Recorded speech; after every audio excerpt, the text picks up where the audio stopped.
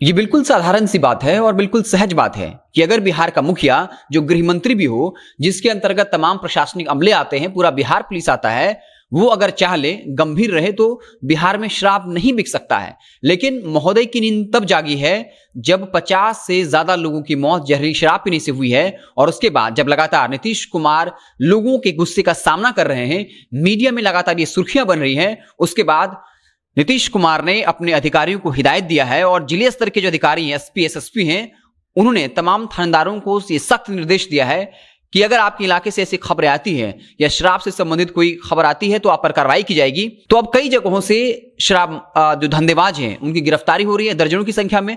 मुजफ्फरपुर से ऐसी ही खबर आ रही है। बता दें कि मुजफ्फरपुर के ब्रह्मापुर थाना में डीएसपी के नेतृत्व में एक कबाड़खाने पर बाकायदा छापेमारी की गई। आपको बता दें कि उस कबाड़खाने से 10,000 बोतल, इसके अलावा रैपर, स्टिकर और ढक्कन बरामद हुए हैं।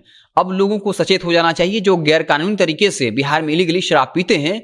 अगर आप सोच रहे हैं कि आप कोई ब्रांडेड शराब पी रहे हैं तो बिल्कुल नहीं। बिहार में नकली ब्रांडेड शराब बनाई जाती है और इसके उदाहरण कई जगह हजारों लीटर स्प्रिट पकड़े गए हैं। इस तरह की कई खबरें हैं जहां पर खाली बोतलें पाई जाती हैं, रैपर स्टिकर पाया जाता है जो ब्रांडेड शराब का होता है, लेकिन ये किसी स्थानीय स्तर पर बनाया जाता है और इसी में वो संभावना रहती है कि आप जहरीला शराब पी सकते हैं। अगर आप शराब पीते हैं, आपको पता नहीं है, जश्न मनाने के बाद आपको पता चलेगा, या तो आपकी आंखों की रोशनी चली गई या फिर आपकी मौत भी हो सकती है, आपके जानने वालों की मौत हो सकती है। इसलिए बिहार में गैर कानूनी तरीके से शराब तो पीना नहीं चाहिए और इससे आपकी जान को खतरा है।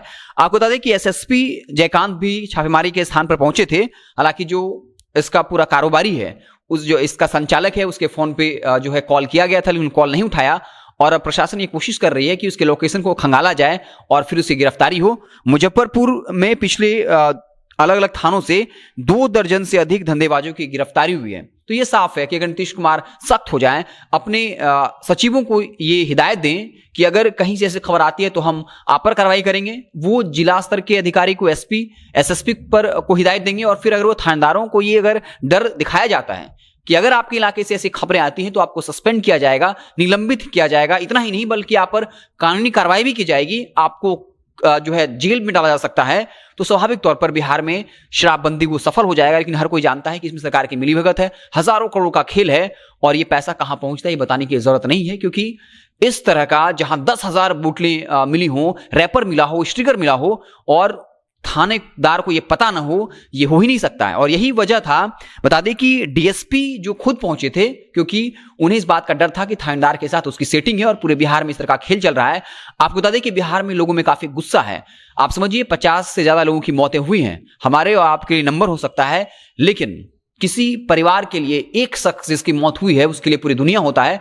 और आप लगातार हमारे चैनल पे ग्राउंड रिपोर्टिंग भी देख रहे होंगे जहां कि कैसे एक ऑटो चलाने वाला 200-250 दिहाड़ी मजदूर करने वाला मजदूर जो है उसकी मौत हुई है और सरकार ने अभी तक जो है मुआवजा की घोषणा नहीं की है। आपको बता दें कि बीजेपी के प्रदेश अध्यक्ष संजय जायसवाल भी गांव पहुंचे थे और वहां मृतक के परिजनों को 5-5 हजार रुपए दे रहे थे। आप सोचिए, जो पॉलिटिकल पार्टी चुनाव के नाम पे सैकड़ों करोड़ों हजारों करोड़ खर्च करती है, एडवर्टीजमेंट के नाम पर कोई कार्यक्रम होता है पार्टी का, तब ये करोड़ों रुपया खर्च करते हैं। लेकिन जब शराब पीने से, जहरीली शराब पीने से, जो सरकार की ही नाकामी है, उसकी वजह से किसी की मौत होती है, तब बीजेपी के बड़े नेता प्रदेश अध्यक्ष संजय जायसवाल पहुंचते हैं और 5-5 हजार रुपए देते हैं। और इस वजह से वहां के लोगों में गुस्सा इतना था कि संजय जायसवाल को वहां उल्टे पांव भागना पड़ा, नहीं तो कोई बड़ा हादसा हो सकता था। लोग जिस तरीके से गुस्से थे, उनकी गाड़ियों के ऊपर शीशे में जो है लोग हाथ मार रहे थे और बहुत ज्यादा गुस्से में थे। लगातार ये खबरें चल रही हैं।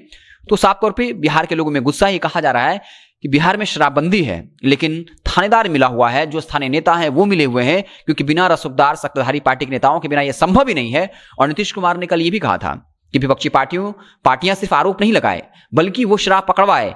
जबकि ये सवाल भी उठता है कि जेडीयू का संगठन जो है वो पंचायत स्तर पर है, वो अपने प्रखंड अध्यक्षों, पंचायत अध्यक्षों में, हर गांव में भी जेडीयू कार्यकर्ता होंगे, उनको ये जिम्मेदारी दी जानी चाहिए। अगर वाकई में नीतीश कुमार गंभीर है, वो कहते हैं कि ये गलत काम है, ये नहीं होना चाहिए, उन्हें लोगों की चिंता है, तो फिर अपने कार्यकर्ताओं को बताना चाहिए कि जहां भी शराब मिल रहा है या शराब बन रहा है उसके बारे में थानेदार को कंफर्म करें।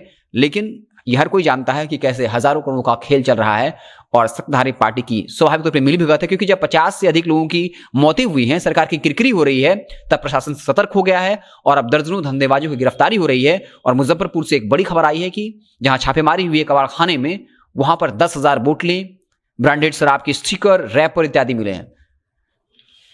आप देखते रहें जनता जंक्शन। जैसे ही कोई बड़ी खबर आएगी, कुछ बड़ा पॉलिटिकल डेवलपमेंट होगा तो हम उससे आपको रूबरू कराएंगे। बहुत बहुत धन्यवाद।